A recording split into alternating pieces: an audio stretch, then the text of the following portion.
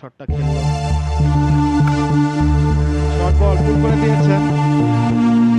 Wow, অবিশ্বাস্য দারুণ এ কেমন ব্যাটিং তাণ্ডব বাংলাদেশ প্রিমিয়ার লিগের ডিপিএল এ খেলা সাব্বির রহমানের। মাত্র 22 বলে 44 রানের এক বিধ্বংসী ইনিংস খেলেন এই প্লেয়ার, যা দেখে রীতিমতো প্রশংসায় মেতেছেন সকল দর্শক। হ্যাঁ ভিউয়ার্স, খবরের বিস্তারিত জানুন পুরো প্রতিবেদনে। বিপিএল এর পর এবার ডিপিএল এ ব্যাট হাতে আলো ছড়িয়ে যাচ্ছেন সাব্বির রহমান। সেই সাথে আজ আবাহনীর বিপক্ষে নিজের চিরচেনা ছন্দে ফিরতে চালান টি-20 মেজাজে একের পর এক 4 ছক্কার তাণ্ডব। এদিন এই ম্যাচে মাত্র 22 বলে 44 রান করেন সাব্বির, যা এই সাব্বিরের ইনিংসটি ছিল 3টি 4 এবং 2টি ছক্কার মার। দর্শক, আন্তর্জাতিক ক্রিকেটে আবির্ভাবটা হয়েছিল ধূমকেতুর মতোই। একজন পাওয়ার হিটারের যে আক্ষেপ ছিল বাংলাদেশের, সেটা মিটিয়ে দিয়ে সাদা বলের ক্রিকেটে ক্রমেই ভরসার পাত্র হয়ে উঠেছিলেন সাব্বির রহমান।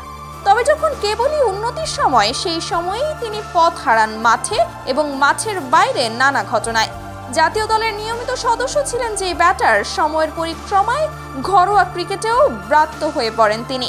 তবে কঠিন সময়কে পেছনে ফেলে শেষ বিপিএল এর পর ডিপিএল এ সাব্বির নিজেকে একটু একটু করে ফিরে পেয়েছেন।